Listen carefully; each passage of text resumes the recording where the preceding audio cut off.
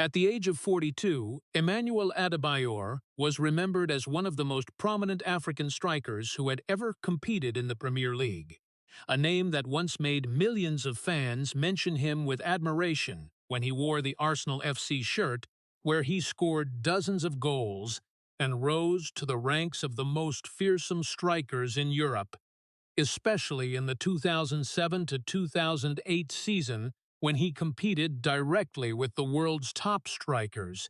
Then came the years playing for Manchester City, Real Madrid, and Tottenham Hotspur, where he continued to leave his mark with important goals and thick experience. Not stopping at the club level, he was also the greatest symbol of the Togo national team, scoring more than 30 goals and leading the team to participate in the World Cup 2006, a rare achievement in the history of this country's football. His personal peak came in 2008, when he was honored as African Player of the Year, a title that affirmed his position on the world football map. From an unknown boy in Togo, Adebayor had stepped up to the biggest stages, faced the strongest teams, and engraved his name in history with endurance and non-stop desire. But behind all those titles and brilliant moments, Adebayor's life was a journey full of wounds not easy to see, because the more successful he became, the more he had to face heavy pressures coming from the people closest to him. Family, where it should have been a support, instead became the source of prolonged conflicts, unending financial demands, contradictions that gradually made him lose faith in relationships. And when those issues had not yet settled, he had to go through other shocks in his career and life, from controversies on the pitch to events that made him feel isolated in the very world he had once conquered. There were times when he was forced to choose silence, to withdraw to protect himself, but that very silence made him even more misunderstood, even more pushed away from what had once given meaning to his life. And even so, Adebayor had never stopped completely.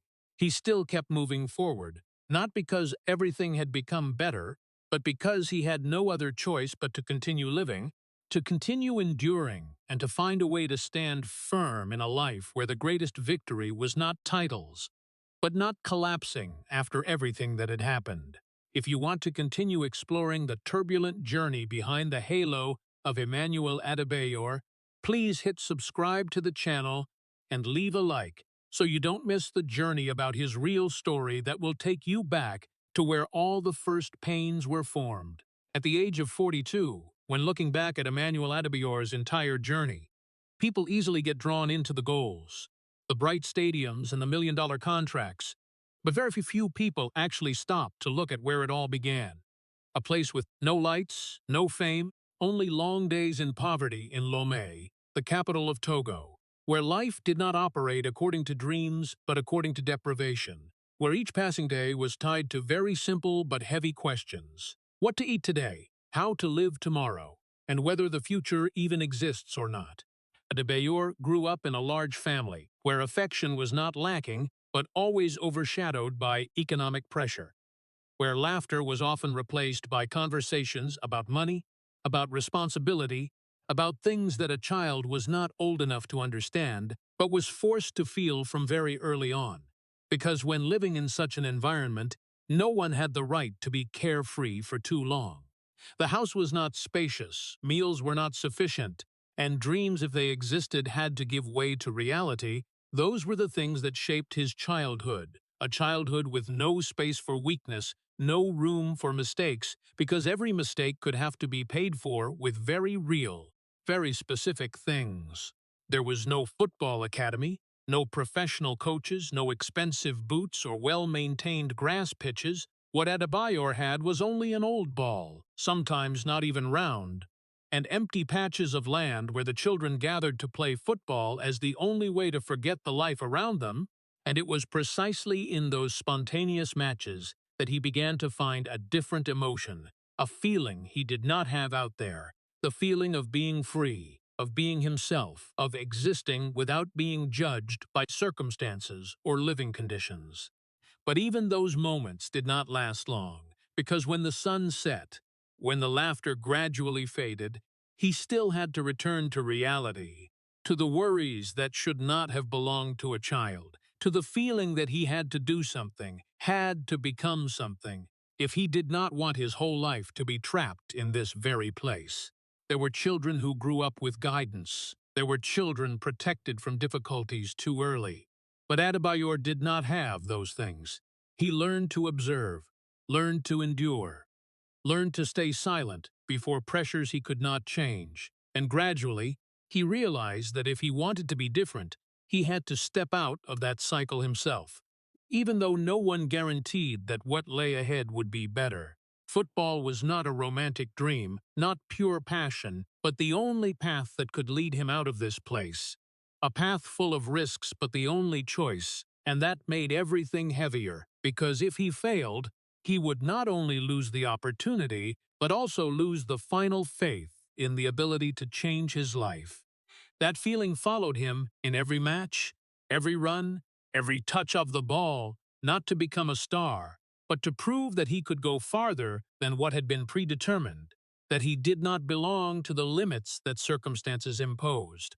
And precisely because of that, he matured much earlier than his real age, not because he wanted to, but because he had no other choice, because in his world maturing was not a natural process but a mandatory condition for survival, and each passing day that boy took one more step, uncertain, without guarantee, but enough to nurture a fragile belief that somewhere outside the familiar roads, outside the narrow limits of current life, there still existed another door, a door he had never seen, but had begun to believe he had to find, no matter what the price to pay. In a world where most children could dream about the future without paying too high a price, Emmanuel Adebayor grew up with the feeling that dreams were not meant for him. Because for him, football was not a choice, but the only path left, the only path that could pull him out of the days bound by poverty in Togo. And that very thing made every touch of the ball no longer simply joy, but carried a weight that few could understand. Because if he succeeded, he would have the chance to change his life and his family's. But if he failed, he would not only lose the dream but also have to return to a place he had tried to escape from for so long. Adebayor's days playing football did not take place on perfect grass pitches but on rough, dusty ground, where every fall left real pain, where boots were not always available, and sometimes he had to play with everything he had, without protection, without guidance, only instinct and desire, and it was precisely in those harsh conditions that he learned resilience, learned to continue despite fatigue, learned to stand up even when no one helped. But street football, even though it brought rare joy, was still not enough to open the door he was looking for, and opportunity only came when a few eyes began to notice him. Scouts who happened to see in that boy something different, an endurance not easy to find, a desire that could not be faked, and that was the first time in his life there was a small gap for light to enter, even if very fragile, and with no guarantee. That opportunity did not come as a sure promise, but like a gamble, where he had to bet everything he had on a future he himself could not see clearly, and the decision to leave his homeland was not a romantic act of courage, but a choice full of fear, because he understood that once he stepped forward, there would be no easy path to return. There would be no protection from what was familiar, and if he failed, he would have to face a reality even harsher than what he had been through. The journey to Europe opened a completely different world, where everything was strange, from language, culture to the way people looked at him, and the feeling of being lost did not disappear, but became clearer, because for the first time in his life, he was not only poor but also an outsider in an environment not meant for him, where every mistake was easily exaggerated, where every opportunity had to be seized with many times more effort than others. The first days had no glory, no recognition, only doubt, only probing looks, only the feeling that he always had to prove more, do more, endure more to be able to stand on par with those who had been better prepared before. And in all of that, the greatest fear was not rejection but being forgotten, disappearing from the only opportunity he had ever had. There were nights when he wondered if he was going in the right direction or not, if what he was enduring would really lead to something better, or was just another loop of failure. But each time like that, he remembered the reason that had brought him here, remembered that going back was not a choice, and that made him continue, even though he was not sure he was moving forward or just trying not to be left behind. And it was precisely in the struggle between hope and fear, between desire and insecurity, that Adebayor continued to walk, step by step, slowly but steadily, carrying within him a fragile belief that even though this path was not easy, even though it might lead him to failure, at least he had dared to go farther than what fate had once predetermined for him. The first footsteps of Emmanuel Adebayor in Europe did not open with the light of hope, as he had once imagined, but with a cold and strange reality to the point that sometimes made him wonder if he truly belonged here or not. Because when he set foot at FC Metz, he did not step into a world ready to welcome him, but into an environment where everything was strange, from the way people talked, the way they looked at him, to the rhythm of life completely different from what he had known in Togo, where each passing day was no longer simply existence, but an attempt to adapt to a new reality he had never been prepared for. The language barrier became an invisible but heavy wall, making him many times unable to understand everything the coach required, unable to integrate with teammates, and even less able to express his inner thoughts, turning training sessions into chains of tense moments where every mistake was easily misunderstood as lack of ability, where every silence was seen as lack of confidence. And in all of that, the feeling of isolation grew larger, because for the first time in his life, he was not only far from family and distance, but also distant from the people around him in emotions. There was no one there to explain everything to him, no one to stand up and protect him when things became difficult. And the long nights in the small room became the place where he had to face himself, with the doubts he tried to hide all day, with the fear that perhaps he had gone too far from the only safe place he had ever had. On the training field, everything was not easier, because here he was no longer the standout boy in street football matches, but just a young player among dozens of others also trying to prove themselves. People who might have been trained more formally, with better foundations, and who understood the system he was still struggling to get used to, and that very thing forced him to work more, run more, try harder, just to not fall behind. There were times he wondered if his efforts were enough to compensate for all the shortcomings he carried from the past or not, if he could catch up to a world he had come to too late. But each time like that, he remembered the reason that had brought him here, remembered that going back was not a choice, and that made him continue, even though he was not certain. Time passed, those silent efforts began to bring small signals, rare opportunities for him to take the field, to prove that he was not just an unfamiliar name, and those very moments, even brief, were enough to keep him there, enough to make him believe that everything was not completely meaningless. When he moved to AS Monaco, everything did not change immediately, but at least he began to see doors that before had seemed always closed, clearer opportunities, more specific roles. And even though he still faced fierce competition, doubtful looks, he was no longer completely invisible as before. He began to be seen, even if only little by little. But being seen did not mean being accepted, because in such an environment, every opportunity came with the pressure to use it perfectly. Every mistake could pull him back to the starting position, and that very thing made every match a challenge not only physically but also mentally, where he had to fight not only with opponents, but with his own inner limits. He learned to listen more, observe more, adjust himself to fit what was required, but at the same time still kept the instinct that had helped him survive from the early days, a combination that was not easy but necessary to exist in a world that did not wait for anyone. And in all of that, the hardest thing was not running one more lap or training one more session, but continuing to believe in himself when not many people did that for him, continuing to walk when the road ahead was still unclear, and accepting that, To be seen in such a world, he would have to go through many times of being overlooked, doubted, and even forgotten before he could stand firm. The door that Emmanuel Adebayor had persistently knocked on throughout the silent years finally opened when he set foot at Arsenal FC, one of the biggest stages of the Premier League, where every eye was ready to judge, where every moment could change an entire career, and also the place where the world first truly began to call his name, no longer an unfamiliar name from a rarely mentioned country, but a striker carrying strength, speed, and goal-scoring instinct that made any defense wary.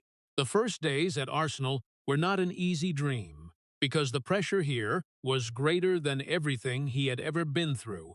But, different from before, he was no longer the person standing on the side, waiting for opportunity, but the person who had to seize opportunity whenever it appeared, and each goal he scored was not just a number on the scoreboard, but an affirmation that he deserved to be here, that the years of being forgotten were not meaningless.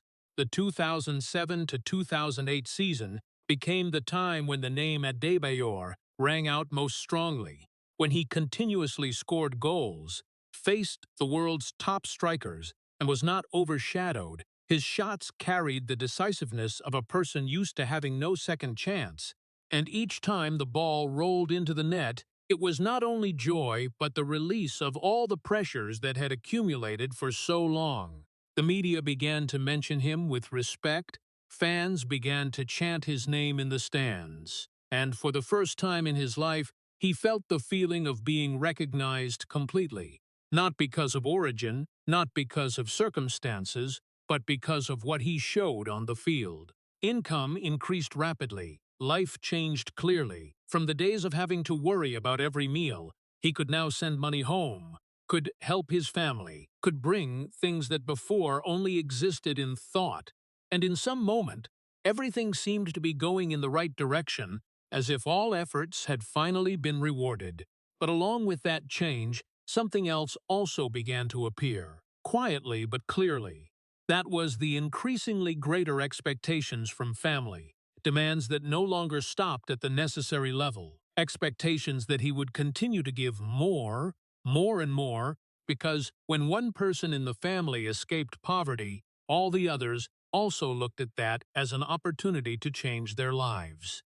Adebayor did not refuse, because he understood where he came from, understood the difficulties his family had been through, and in his heart there always existed a responsibility he could not deny. But gradually, the boundary between helping and tutoring began to blur, and he realized that he was not only playing football for himself but also carrying the expectations of many other people. Calls became more frequent, demands became more, pressures no longer came only from the pitch but also from the closest people, and that made the joy of success begin to mix with a hard-to-describe heavy feeling. On the field, he still scored goals, still played with everything he had, still made millions mention his name. But outside the pitch, life was no longer as simple as before, because every decision now affected not only him, but also the people placing their faith and hope in him. There were moments when he wondered if he had truly achieved what he wanted or not, or was just stepping into another phase of life where pressure was cloaked in a different, more subtle, harder to recognize form, but no less heavy. And even though the light of fame was shining stronger than ever, somewhere deep inside, he began to feel that the road ahead would not only be goals and glory, but also challenges he had never prepared to face. Challenges not coming from opponents on the field, but from the very life he had tried to change at all costs. After the long years of fighting to escape poverty and redefine his life, success finally came to him. The brilliant stages, the television programs watched by millions, the million-dollar advertising contracts, all once dreams he thought would bring freedom. But then, that very light began to turn into a shadow he could not escape. At first it was only seemingly harmless calls. A distant relative in need of help, an old friend in trouble, a family member who only temporarily needed financial support. He always answered, always helped, not out of obligation, but because deep down he never wanted to return to the feeling of helplessness from the past. But that very generosity, step by step, opened a door he could no longer close. As his name grew bigger, the demands also grew. No longer small amounts, but larger numbers. Proposals carrying expectation. As if his success was no longer a personal achievement, but a common resource for the whole family and surrounding relationships. Each time the phone rang, it was no longer joy, but a heavy heartbeat. He began to realize that the success he had once craved was now binding him. There were nights when he sat alone in a luxurious hotel room, looking out at the bright city lights outside, but inside he felt empty in a strange way. He had gone very far from where he had started, but he felt like he was being pulled back by the very people he had once wanted to lift up. Success, instead of opening freedom, created a network of responsibilities with no stopping point. The most painful thing was not money, but the feeling of guilt. Each time he refused, he felt like he was turning his back on family. But each time he agreed, he felt he was losing a little more of himself. The boundary between kindness and exploitation gradually blurred until he could no longer distinguish what was help and what was imposed obligation. Pressure came not only from family, it came from the world around him. The public looked at him as a symbol of successes, a man who had everything. But no one saw the sleepless nights, the unmeasurable mental bills, the internal dialogues full of contradictions between responsibility and exhaustion. The more successful he became, the more people expected, and the more he tried, the more he felt he was getting trapped deeper in a role he could not escape. Time gradually passed, he began to change, not outwardly but inwardly. The once burning enthusiasm was replaced by a silent fatigue. He still appeared before the public with the familiar smile, still kept the strong and humorous image, but behind the stage lights was a person gradually running out of emotional energy. There were moments when he asked himself, "Who am I living for?" That question had no clear answer, because the more he thought, the more he realized that his life had been divided for too many other people. Family, audience, partners, media, and very little left for himself. The freedom he once thought success would bring was now only a luxury concept. Every decision was bound by expectations. Every step had to consider consequences, not only for himself, but for all the people depending on him. Success, instead of being wings, became an invisible burden weighing on his shoulders. And then, the scariest thing happened. He began to get used to it, used to the pressure, used to not being allowed to stop, used to always being the person who solved everything. But that familiarity was not peace but acceptance in exhaustion. Deep down, he understood that he had achieved everything he had once wanted. But the price paid was a part of the person that no money could buy back. Success did not disappear. It was still there, brighter than ever. But now, it was no longer a dream. It was a responsibility with no escape. And it was precisely from that moment that he began to understand the most painful truth. Sometimes the heaviest thing in life is not failure, but when you succeed to the point that you no longer have the right to be yourself. After the phase when success began to turn into a burden, his life stepped into a new chapter full of controversy, where the spotlight no longer brought pure joy, but was covered by pressure, expectations, and doubt from the football world. The decision to move to lead Manchester City was not only a professional turning point but also a shock to the entire English football world. It was not simply a team change. It was a shift of power, fame, and the emotions of millions of fans. From the moment he set foot in Manchester, every eye was on him. People were not only waiting for victory, but also waiting for collapse. Pressure was no longer within the scope of tactics or achievements. It became a test of character. Every match was a temporary judgment, every failure an affirmation that he did not belong here.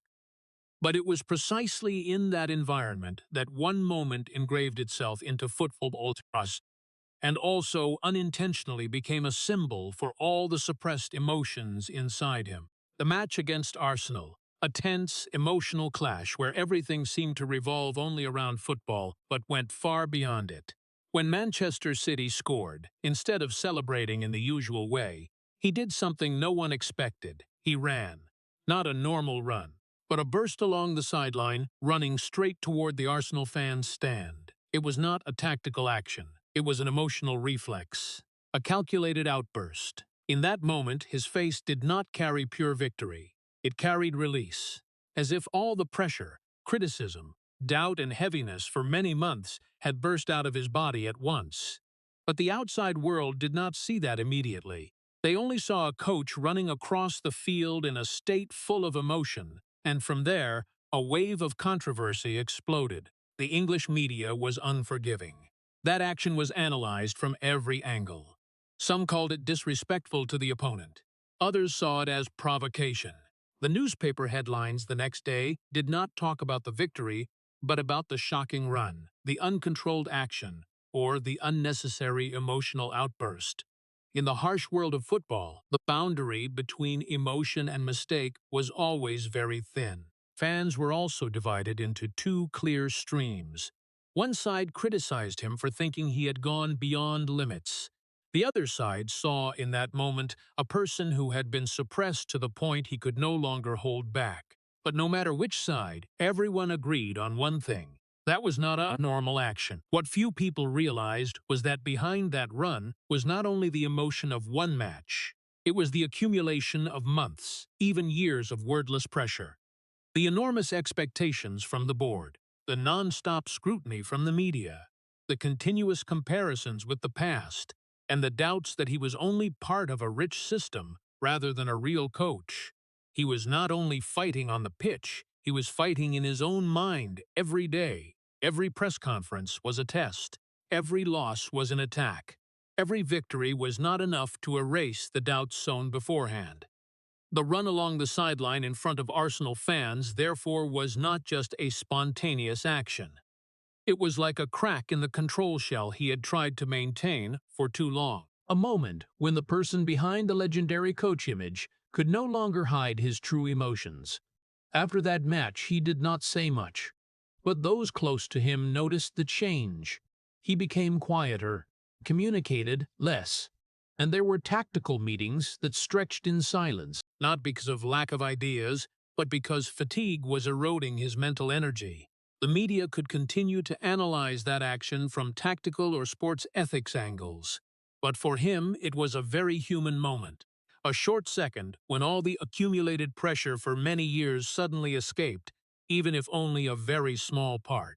And it was precisely from that moment that one truth began to show more clearly than ever. Behind the calmness on the bench, behind the victories measured by numbers, there was still a person carrying emotions that had never been fully released. A person gradually learning to live with pressure, but also gradually being reshaped by that very pressure from within. After the moment that the football world only saw as a controversial run, Emmanuel Adebayor's life stepped into a different phase, where fame no longer brought connection, but only deepened the gap between him and everyone around him. When he was at the peak, he once thought that fame would help him be recognized, respected, and belong to somewhere bigger than himself. But reality was completely the opposite, because the more famous he became, the more distant he became from the world he was standing in. In the Premier League environment, where every action was analyzed and every emotion was interpreted in many different ways, Adebayor was no longer just a player, but became a controversial symbol. A figure that the media could exploit from many different angles, sometimes with admiration but often with criticism. Articles no longer focused on his goals or performances, but shifted to analyzing attitude, behavior, and exaggerated emotional moments. That made his image gradually distorted, no longer reflecting the true person behind the pitch. In the locker room, the distance from teammates was also no longer the same as before. Not everyone understood the pressure he was carrying. Not everyone knew that behind the strength on the field was a person facing non-stop expectations from outside. There were relationships that still existed, But absolute trust gradually disappeared, replaced by caution, silence, and unnamed voids. He was still part of the team, but no longer had the feeling of completely belonging there. The media continued to build his image in their own way, often tying him to controversial headlines rather than honoring him. Every small action could become a big story. Every emotion could be misunderstood. This made him gradually fall into a state of having to protect himself not only on the pitch, but also in the way he existed before the public. Naturalness was replaced by control, and comfort was replaced by vigilance. The feeling of not being understood correctly became a familiar part of his life. He could score goals, could play well, could give everything, but could still be perceived in a completely different way from his original intention. That created an invisible gap between him and the world around him, a gap that could not be narrowed only by achievements or explanations. He began to realize that in the eyes of the public, his true self was no longer as important as the image they had created about him. Over time, isolation did not come as a shock, but as a slow but certain process. It was not because he was completely abandoned, but because he gradually realized that very few people truly understood him. Conversations became shorter, relationships became more superficial, and moments of silence became longer than ever. Even in successful days, the feeling of emptiness still existed, like an inseparable part of life. There were nights, after leaving the stadium, when the noise of the stands had disappeared, he returned to a completely quiet space, where there were no more cheers, no more lights, only himself with his own thoughts. That was when fame became the most paradoxical, when millions of people knew his name, but there was no one who truly stood by him in the way he needed. The bigger the fame, the clearer the loneliness. He began to understand that in the world of football, connection did not always come with fame. There were people standing very close to him physically but very far emotionally. There were conversations happening every day but not touching what was truly inside.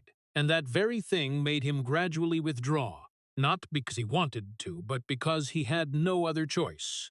Isolation was not always loud. Sometimes it came from very small things. A call not answered, a conversation cut short, a look no longer full of trust. All added together, forming an invisible wall that no matter where he stood, he could not easily step through.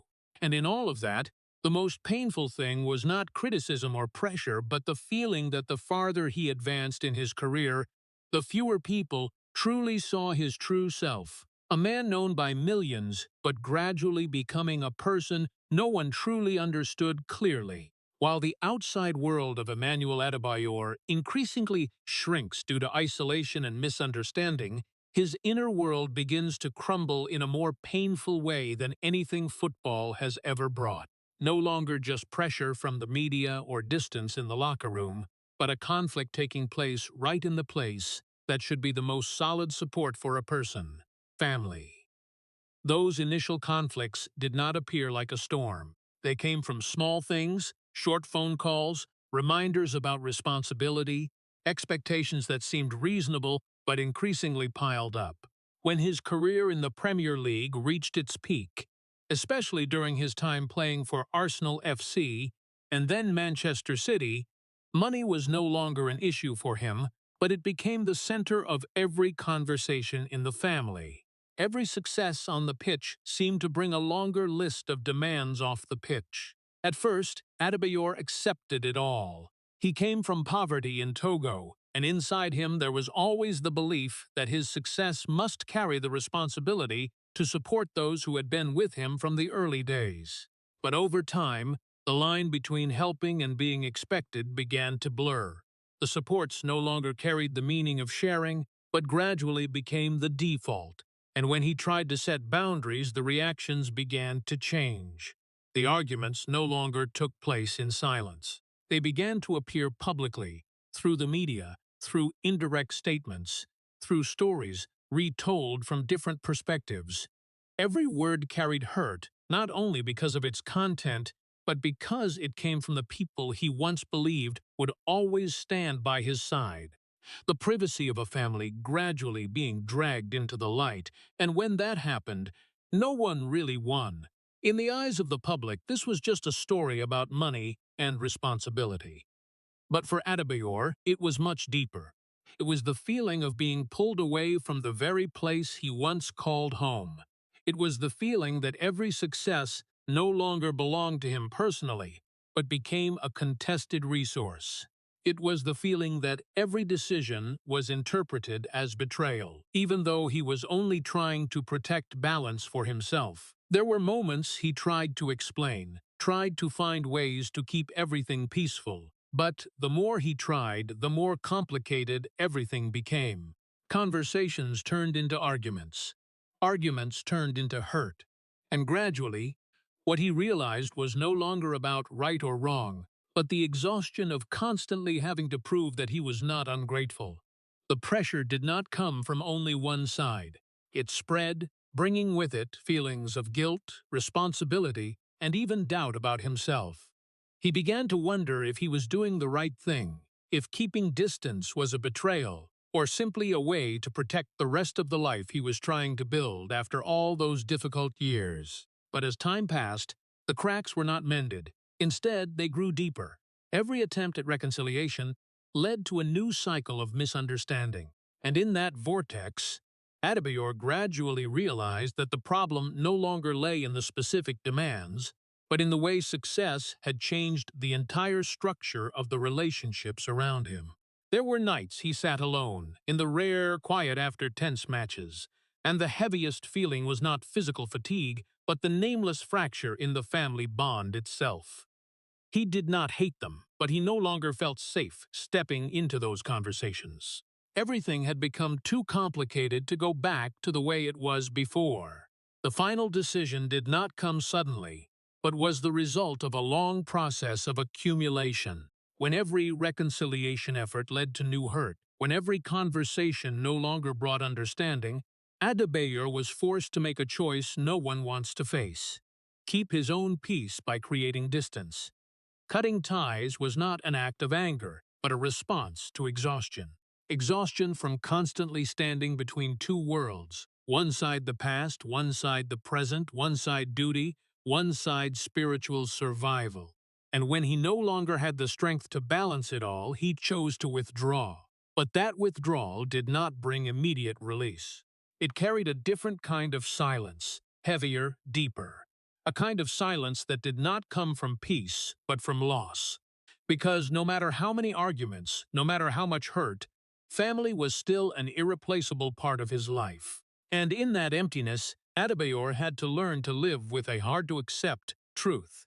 Sometimes the people we love the most are also the ones who hurt us the deepest. And sometimes, to protect ourselves, we are forced to trade away a very large part of our own heart. After the increasingly deep family conflicts and the growing isolation in his personal life, Emmanuel Adebayor's life entered one of the darkest chapters not only of his career but also of African football history, when football, something that once brought hope, freedom, and life, suddenly turned into pure fear. In 2010, in the colors of the Togo national team, Adebayor and his teammates set out to participate in the Africa Cup of Nations, carrying the pride of a small but ambitious nation.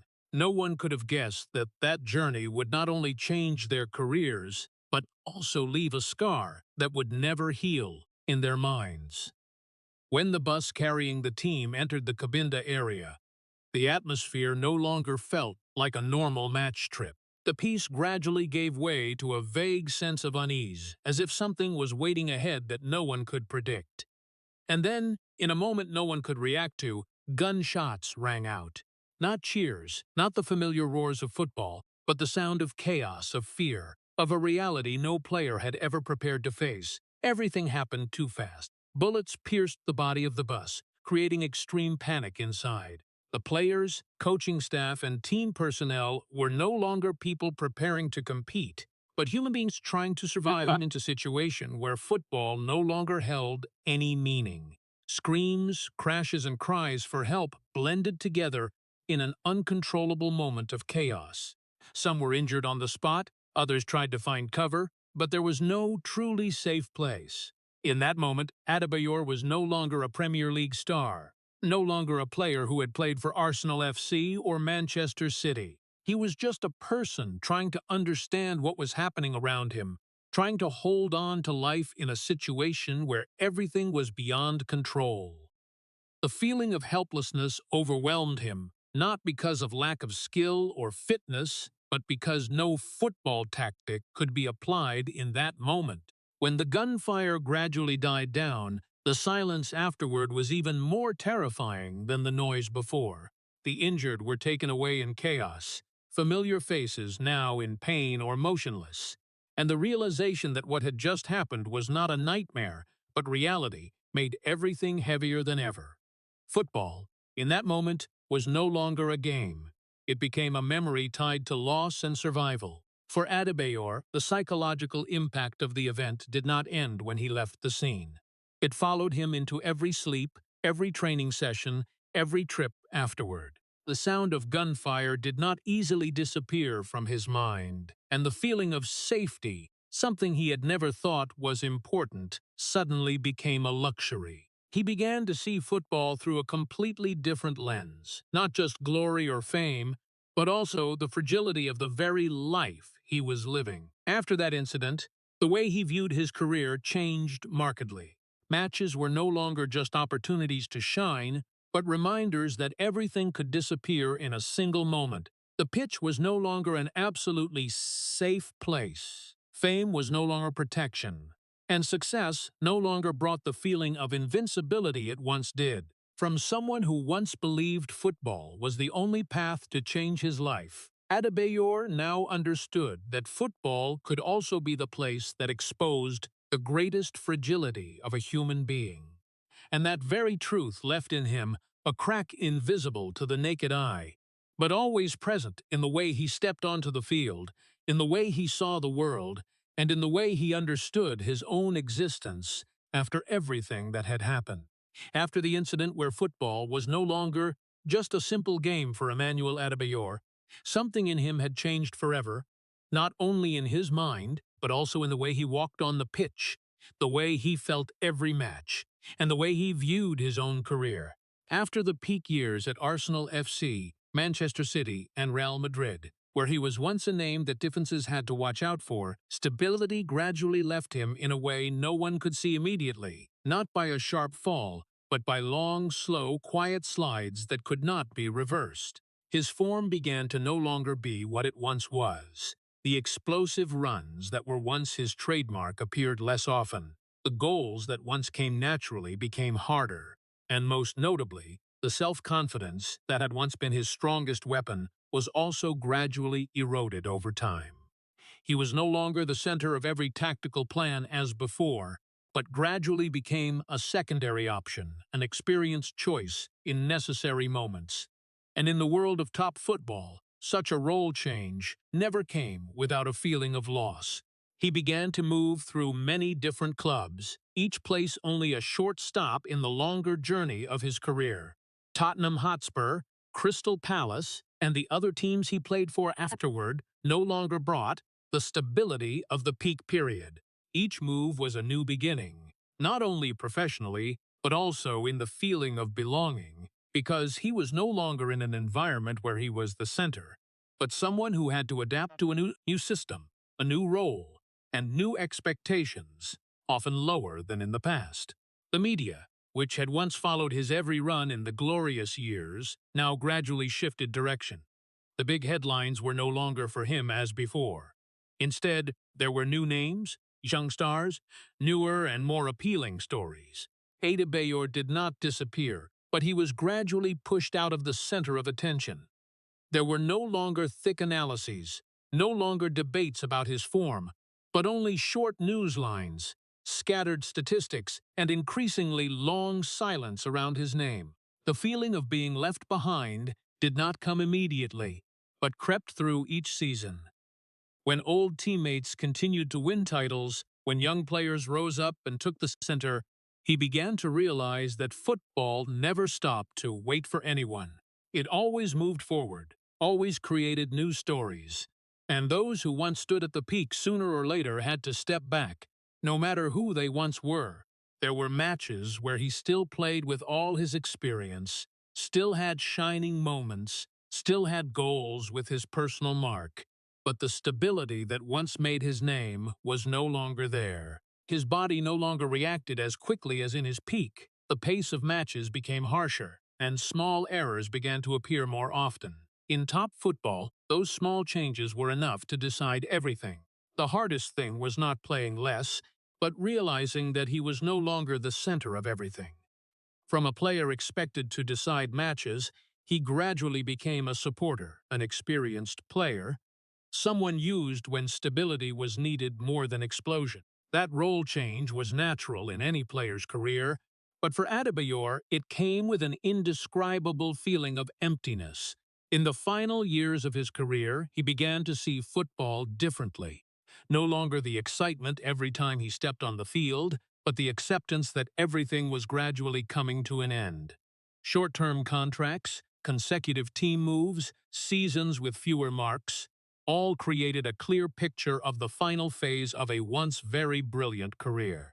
But even as everything gradually faded, Adebayor did not leave football in a noisy way. He continued to play, continued to contribute, continued to appear on the pitch, even though he was no longer at the center of the spotlight. There was a quiet determination in the way he ended his journey, as if he understood that not everyone has a glamorous ending, and what mattered more was how you continued to walk when the lights had begun to dim. And in that silence, his career did not end with a big moment, but gradually dissolved over time, just like the way many other football legends had experienced, not by a fall, but by the unavoidable slowing down of life itself. After Emmanuel Adebayor's career gradually drifted away from the bright lights of the Premier League, what remained was not the release many imagined, but a long, heavy, hard-to-name silence. When the cheers in the stands no longer rang out every weekend, when the intense training sessions no longer filled the schedule, when the continuous flights between clubs gradually stopped, his life moved into a completely different state, where silence was no longer rare, but became a constant part of every day. No longer at the center of football stories, Adebayor began to clearly feel the change in the space around him. The days once defined by match pressure and media attention were now replaced by long stretches without highlights. Mornings without dense schedules, afternoons without training fields, and evenings without stadium lights. All created a rhythm of life, slowing down to the point where sometimes he felt lost in his own life. Private space, instead of bringing peace, became heavy in a way no one could see from the outside. Quiet rooms, evenings alone, moments where no one called his name, all gradually created an indescribable feeling of emptiness. It was not loud loneliness, but a deeper kind of silence, where everything that once belonged to him in football now existed only as memories. In those silences, thoughts about the past began to return. The goals that once made the stands explode at Arsenal FC, the controversies that once cost the media ink, the moments of glory and the periods of criticism, all appeared no longer as separate events, but as a long chain of choices and turns he had gone through. And in the stillness of the present, those choices began to carry a different meaning. No longer simple success or failure, but milestones that had shaped who he was. There were nights when everything around was completely silent. He began to wonder if he had truly understood the price of his career. When he was still playing, everything always moved too fast to have time to think. But when it stopped, every memory began to return more clearly, more slowly, and sometimes more heavily. Decisions once made under pressure, moments once seen as normal, now became anchors for him to look back on his entire long journey. The feeling of emptiness after success did not come immediately, but quietly appeared when everything around no longer required him to react. No more match schedules, no more coaching, no more short-term goals to aim for each week. The loss of the familiar structure made time harder to define. Days following each other had no clear distinction, and that created a kind of void that no title could fill. In his personal life, the prolonged silence was not just the absence of sound, but the absence of connection as before. Conversations became fewer, relationships gradually narrowed, not because of breakdowns, but because the rhythm of life was no longer the same. He was no longer the center of football discussions, no longer a name appearing continuously in the news, and that made his presence in the world around him fade over time.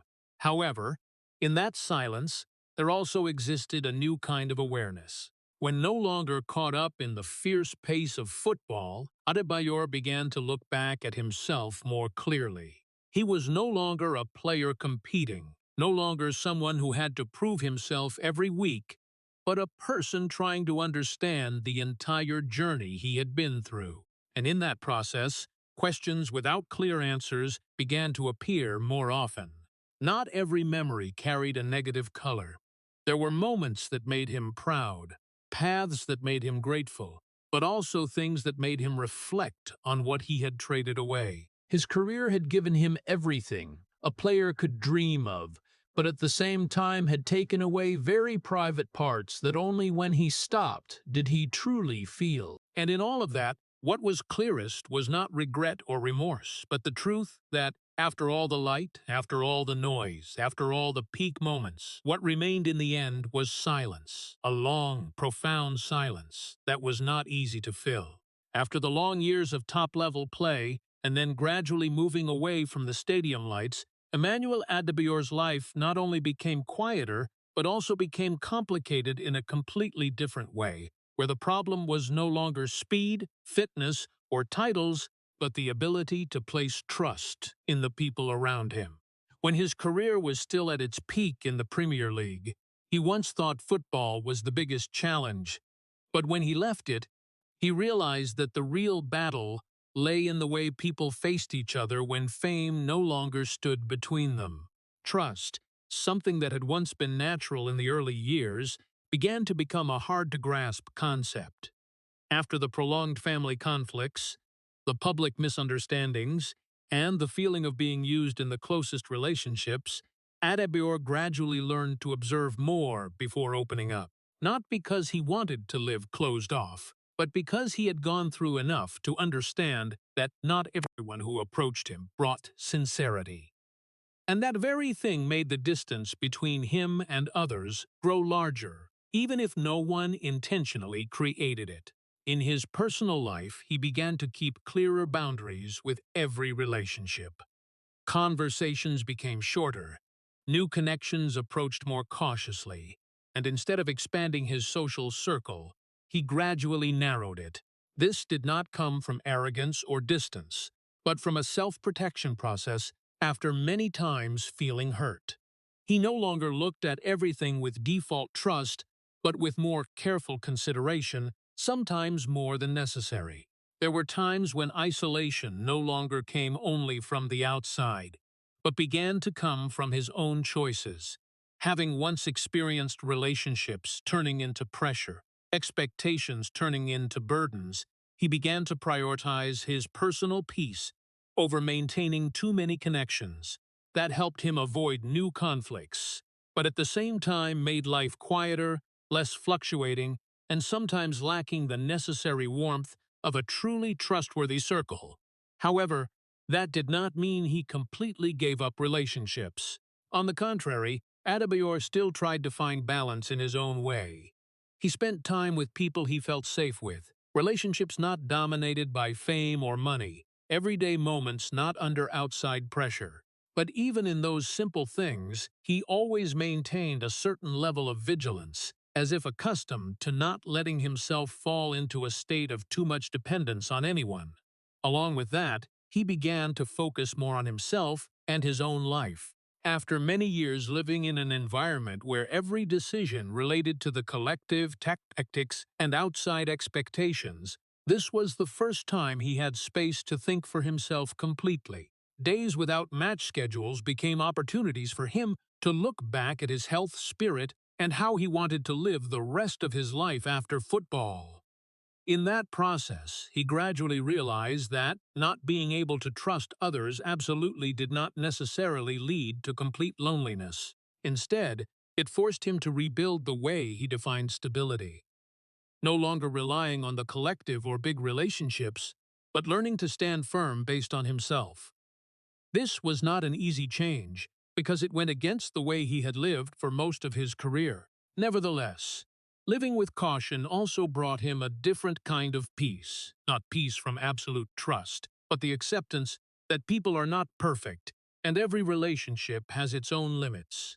Instead of trying to seek perfection in how others treated him, he began to learn to accept those shortcomings as a natural part of life. This acceptance did not come suddenly, but was the result of many years of experience, loss, and reflection. It did not erase the past hurts, but helped him see them from a different angle, less painful, and more realistic.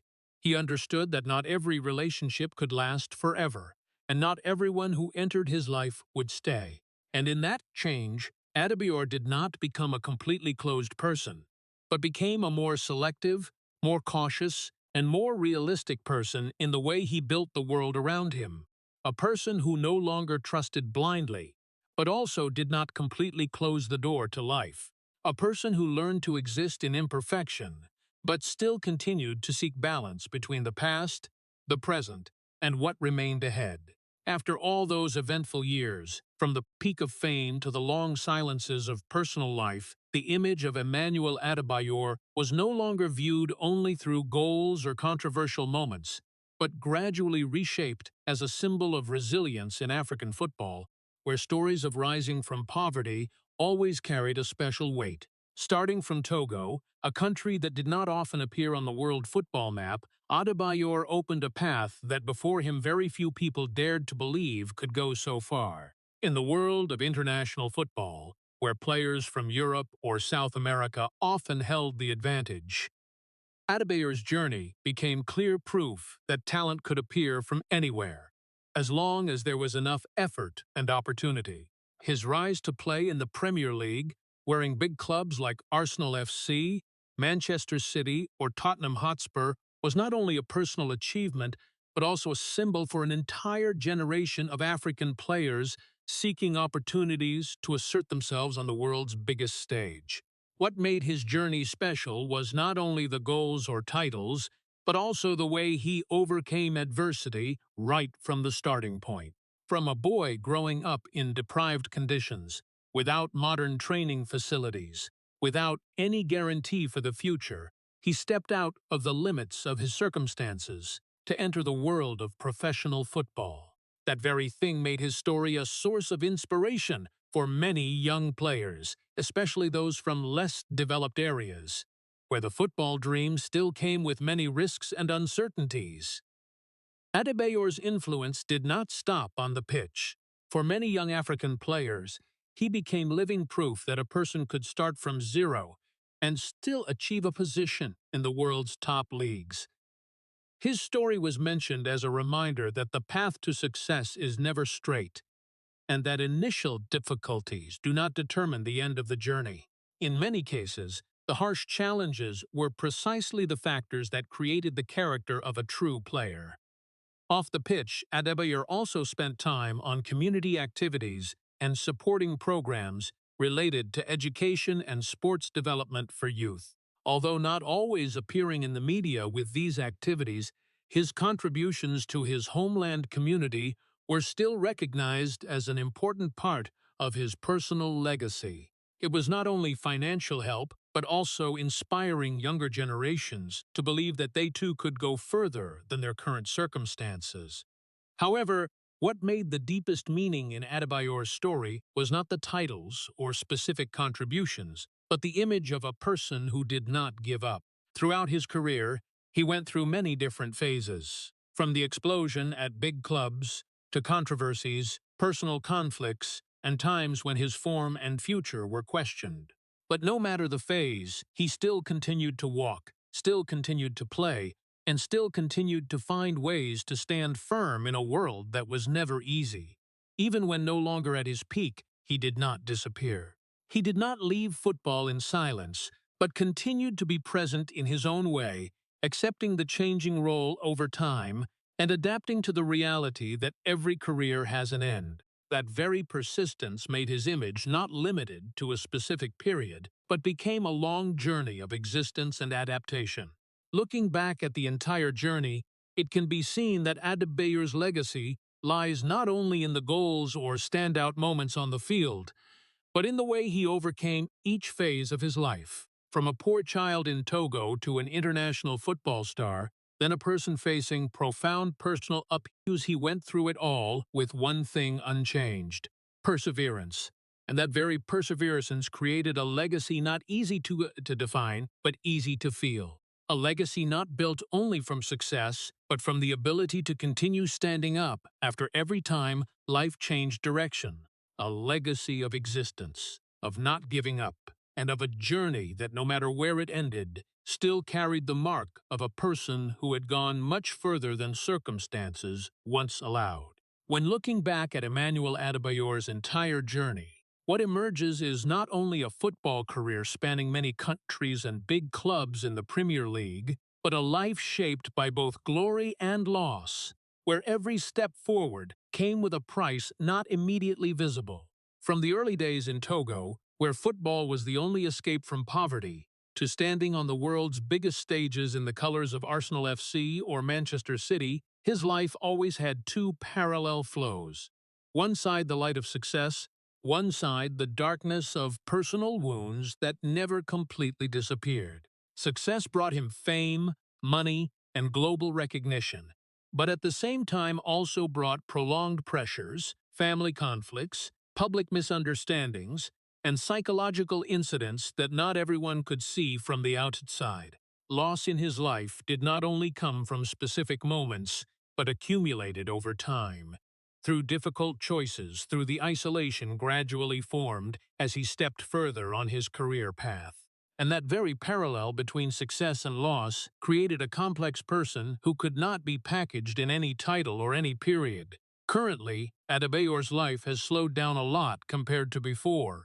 No more continuous flights, no more weekly match pressure, no more stadium lights shining directly on every action. The new rhythm of life brought him a stillness he rarely had before, but it was not perfect stillness. It was a stillness accompanied by memories, by what had happened, by questions that no longer needed immediate answers, but still existed there as part of an unarrestable past. In that quiet space, what remained after all the upheavals was not halo or fame, but clearer awareness of himself and of life. He no longer saw everything through the lens of absolute success or failure, but through a more complex balance between what had been achieved and what had been lost. There were memories that brought pride, but also memories that carried a hard-to-name quietness. All coexisted, not excluding each other, but together creating who he was now. Although he had left the peak of his career, Adebayor still continued to walk, not with the noise of a star, but with the calmness of a person who had gone through enough to understand that life never had only one direction. The mental and physical wounds might not disappear completely, but they became part of the journey, part of the way he existed in this world. And perhaps the most important thing was not whether he had found complete peace yet, but that he still continued to move forward, even slower, even quieter, but without stopping. Because after all the glories, losses, and upheavals, his life did not end with a perfect stop, but with a journey still continuing, where a person carried both the light and darkness of himself, but still chose to keep walking. Looking back at Emmanuel Adebayor's entire journey, from a poor childhood in Togo to the peak in the Premier League, in the colors of Arsenal FC and Manchester City, his story is not only a sports journey, but a human-rich tragedy, where success always goes hand in hand with loss. From the days playing football on dusty grounds in his homeland to the moment the whole world called his name, Adebayor achieved what many people dream of. But as the story has shown, fame is never a pure gift. It brought family pressure, public conflicts, the feeling of being used, and increasingly clear isolation when he could no longer find absolute trust in the relationships around him. Even when running along the pitch in an explosive emotional moment in front of Arsenal fans, or when facing fear after the attack on the Togo national team, People clearly saw that behind the halo was a person constantly fighting with invisible wounds. The most painful thing was not that his career went through a peak and then declined, but that he had to learn to live with the silence, the loss of trust, and the feeling of no longer belonging anywhere. However, precisely in that relentless perseverance, Adebayor became a symbol of endurance, of a person who did not give up even when pushed through so many upheavals. For American audiences, this story carries a profound lesson. Success never erases inner wounds, and fame cannot replace inner peace. In modern society, where people often chase recognition and achievements, Adebayor's journey reminds us that what matters is not only reaching the peak, but also keeping oneself in the process of climbing it. Behind every symbol of success is always a real person with limitations, pain, and loneliness that the stage lights cannot illuminate. If the story of Emmanuel Adebayor has touched your emotions, please hit subscribe to the channel so you do not miss the emotional journeys behind the sports spotlight. Thank you for following, and see you in the next video, where we will continue to explore the real stories behind the legends.